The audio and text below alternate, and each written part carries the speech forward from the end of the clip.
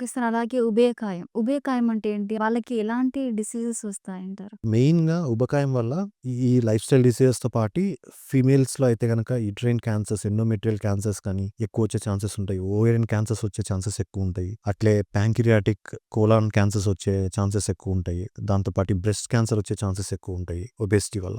So, ఈ obesity వల్ల negative hormonal balance వల్ల సెల్స్ అన్నవి మ్యుటేషన్స్ జరిగే ఛాన్సెస్ ఉంటాయి. దానివల్ల క్యాన్సర్ అనేది ఈజీగా అంటే నార్మల్ పర్సన్‌తో పోల్చుకుంటే వీళ్ళలో ఛాన్సెస్ ఆఫ్ గెట్టింగ్ క్యాన్సర్స్ అనేవి పెరుగుతాయి. సో, అలాగే ఈ ఒక ఒబేసిటీ వల్ల సార్ నార్మల్‌గా లివర్ అయినా, కిడ్నీ అయినా, హార్ట్‌కైనా ఎలాంటి ప్రభావం చూపిస్తుందంటారు? సో, డెఫినెట్‌గా ఈ ఫ్యాటీ లివర్ అని చెప్పి చూస్తుంటారు. మీరు చాలా మందికి అల్ట్రాసౌండ్ చేస్తే fatty liver, grade 1 fatty liver, grade 2 fatty liver అని చెప్పి చూస్తుంటారు.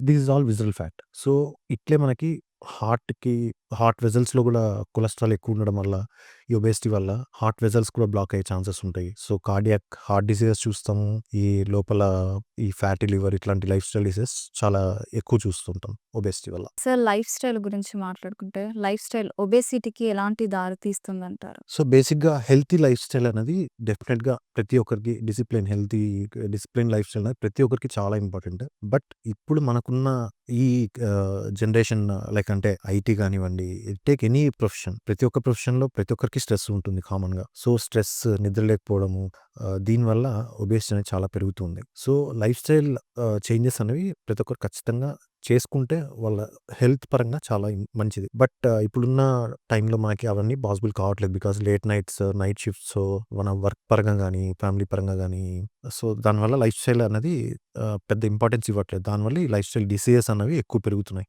ఇప్పుడు ఆల్మోస్ట్ ఇండియా ఇస్ లైక్ అంటే డయాబెటిక్ క్యాపిటల్‌గా మారబోతుంది ఇప్పుడు. కార్డియాక్ వి ఆర్ సీయింగ్ ఈ హార్ట్ ప్రాబ్లమ్స్ కూడా చాలా పెరుగుతున్నాయి. యంగ్ పేషెంట్స్‌లో కూడా we are seeing some heart diseases చూస్తున్నాము. హార్ట్ అటాక్స్ కానీ, అట్లే బీపీ పెరుగుతుంది. అవును. హైపర్‌టెన్షన్ చాలా యంగ్ ఏజ్‌లోనే చూస్తున్నాం బికాజ్ ఆఫ్ ఈ స్ట్రెస్ లెవెల్స్ వల్ల. అట్లే అదర్ డిసీజెస్ ఈ మిగతా లైఫ్ స్టైల్ డిసీజెస్ కూడా చాలా ఎర్లీగా చూస్తున్నాం బికాజ్ ఆఫ్ ఈ స్ట్రెస్ దీనివల్ల. And eating habits. ఓకే. అంటే క్వాలిటీ ఫుడ్. మనం తీసుకునే ఫుడ్ అంతా గూడా ఇప్పుడు either packaged or preserved food. మనం ఏ హోటల్‌కెళ్ళినా, ఎక్కడ బయట ఏ రెస్టారెంట్‌లో తీసుకున్నా, ఈవెన్ సమ్‌టైమ్స్ మనం కుక్ చేసుకునే ఫుడ్ కూడా ఇంట్లో sometimes we are using preserved canned or tinned foods use చేస్తున్నాం ఎక్కువ. సో, దీంట్లో ఈ ప్రిజర్వేటివ్స్ కూడా one of the reason for obesity. దీంట్లో ఈ ప్రిజర్వేటివ్స్‌లో ఉండే కొన్ని కెమికల్స్ కూడా ఒబేసిటీ కాజ్ చేయడానికి ఒక కారణం. ఓకే. సో, వీటన్నిటి వల్ల మనకి చాలా ఇంపాక్ట్ ఉంటుంది ఒబేసిటీ మీద. సో, హార్మోనల్ ఇష్యూస్ ప్రతి ఒక్కరికి ఉంటుంది. సో, హార్మోనల్ ఇష్యూస్ బరువు పెరగడంలో ఎలాంటి పాత్ర పోషిస్తుంది? సో, బేసిక్‌గా హార్మోన్‌లు అంటే మెయిన్‌గా కొంతమందికి థైరాయిడ్ ప్రాబ్లము, లేదా స్ట్రెస్ వల్ల కార్టిసాల్ లెవెల్స్ ఇంక్రీజ్ కావడము. దీనివల్ల వచ్చే హార్మోనల్ చేంజెస్ వల్ల మాత్రమే బరువనేది ఇంక్రీజ్ అయితారు తప్ప, మేజర్ హార్మోనల్ చేంజెస్ అన్నవి అంతగా ఇంపాక్ట్ అయితే చూపియదు ఒబేసిటీ మీద. మెయిన్‌గా మనకి ఒబేసిటీ అన్నది లైఫ్ స్టైల్ ప్రాబ్లమ్స్ వల్ల వచ్చేదే ఎక్కువుంటది. సార్ అలాగే ఈ యొక్క బేరియాటిక్ సర్జరీ వల్ల డయాబెటిస్ తగ్గే అవకాశం ఏమన్నా ఉందా? డెఫినెట్‌గా. మనకు పోస్ట్ సర్జరీ వెంటనే అంటే ఇప్పుడు పేషెంట్‌కి అన్‌కంట్రోల్డ్ షుగర్స్ ఉన్నా గూడా పోస్ట్ సర్జరీ వాళ్ళకి ఎటువంటి టాబ్లెట్స్ కానీ, మెడిసిన్స్ కానీ, ఇంజెక్షన్స్ కానీ, ఇన్సులిన్ గానీ యూజ్ చేయకుండా డయాబెటిస్ అనేది కంట్రోల్‌కొచ్చే ఛాన్సెస్ చాలా పెరుగుతది. ఎలా పెరుగుతది? ఇది సర్జరీ చేయడం వల్ల వాళ్ళు తీసుకునే క్వాంటిటీ తగ్గుతదా అంటే కాదు. సో, అది వాళ్ళు ప్రీ సర్జరీ అంటే సర్జరీకి ముందు గూడా వాళ్ళు ట్రై చేసుండొచ్చు. బట్ వాళ్ళకి అన్‌కంట్రోల్డ్ షుగర్స్ ఉండుండొచ్చు. కంట్రోల్ కాకపోయుండొచ్చు. బట్ పోస్ట్ సర్జరీ అది తగ్గుతది. ఎందుకు తగ్గుతది అంటే again because of hormonal changes. So, ఈ హార్మోనల్ చేంజెస్ ఇందాక చెప్పినట్టు జీఎల్‌పీ-1 అండ్ జీఐపీ ఈ హార్మోనల్ చాలా హార్మోన్స్ ఉన్నాయి. ఇవన్నీ డిఫరెన్సెస్ రావడం వల్ల ఫ్యాట్ అనేది స్టోర్ కానీకుండా ఎక్కువ ఎక్స్‌పెండ్ చేయడానికి మన బాడీ అనేది మెటబాలిజం పెంచుకొని ఎక్స్‌పెండ్ చేయడానికి ట్రై చేస్తది కాబట్టి వాళ్ళకి షుగర్, బీపీ ఇట్లా ఉన్న చాలా వరకు జబ్బులు రెమిషన్‌లోకెళ్తాయి. ఐయామ్ నాట్ టెల్లింగ్ జబ్బు ఖచ్చితంగా తగ్గిపోతదని అనట్లేదు. హ్మ్.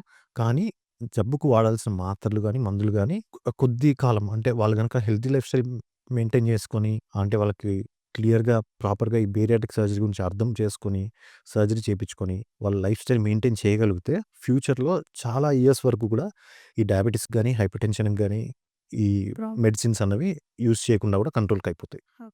అంటే రెమిషన్‌లోకెళ్తాయి. సో, అలాగే బేరియాట్రిక్ సర్జరీ చేయించుకున్న వాళ్ళకి బీపీ కంట్రోల్ అవుతుందా సార్?